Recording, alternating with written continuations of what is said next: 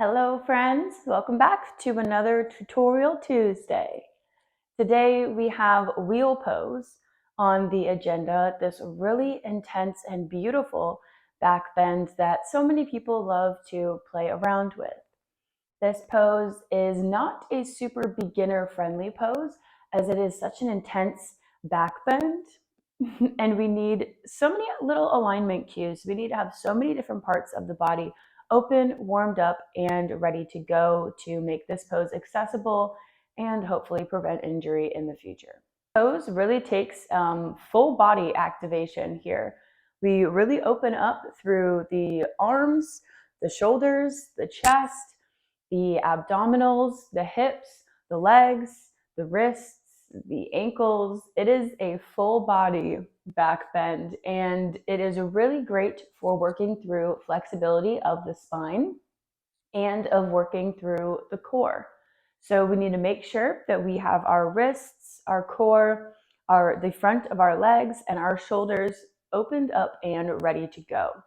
Because of the inversion nature of this pose, people that are suffering from glaucoma or have any headaches or vertigo should probably stay away from this pose, as well as pregnant ladies or anyone with a hernia because of the intense abdominal stretching. We want to kind of leave this pose for another time.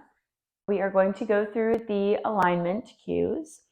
So our intermediate practitioners, we can start with this pose from the mat. There are a few ways to get into it, but talking about the alignment, we'll start from the mat. So lying on our backs, the feet planted and the knees raised up towards the ceiling, kind of like we're in bridge position. We're preparing for bridge pose.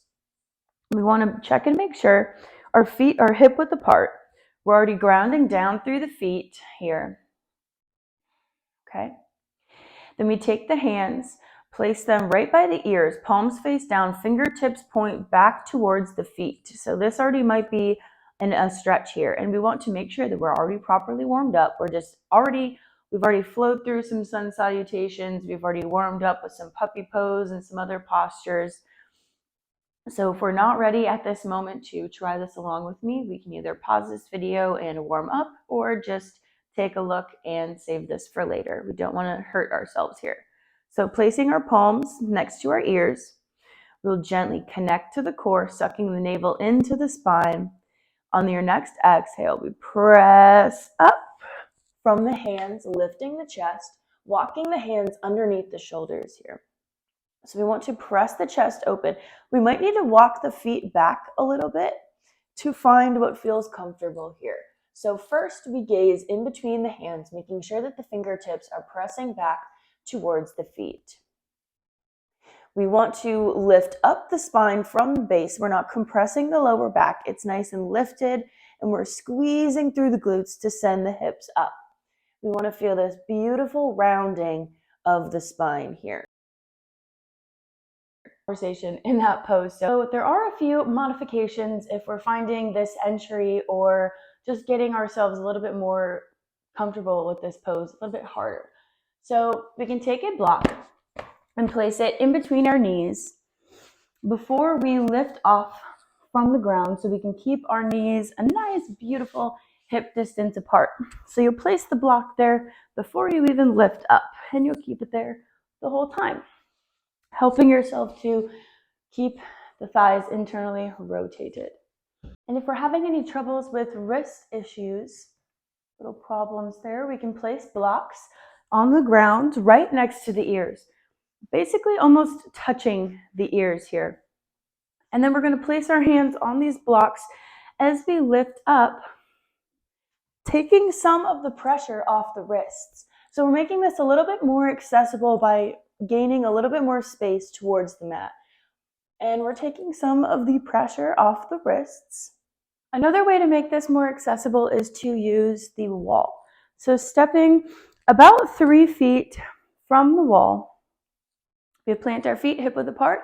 We inhale to raise the arms, exhale, send the pelvis forward. Begin to slowly back bend and creep the hands down the wall. So we can place the chest and the shoulders against the wall, making this more of a supported back bend. Maybe we find our hands on the ground. We can walk down towards the ground and meet ourselves there. Use the wall as a prop to help us find a more deeper expression of our back bend and to help give us support so that we know what this pose should feel like in our bodies. If it's not accessible to have a teacher with us as we're practicing, they can also hold your lower back as we reach ourselves back or as we press up so that we can become more comfortable in the knowledge of what this pose feels like in your unique body. Feeling comfortable with wheel pose now? Try these variations.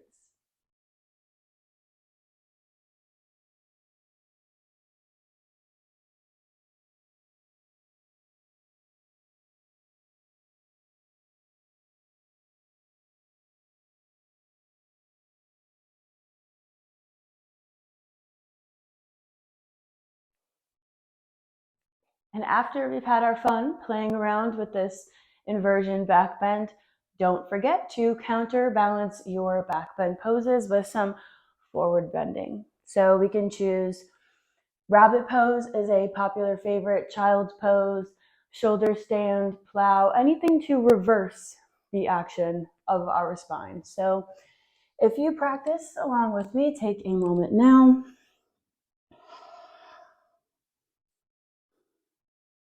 Thank you so much for joining me on this week's tutorial. I hope you had fun with it, or we got some ideas into some things you can play around with later.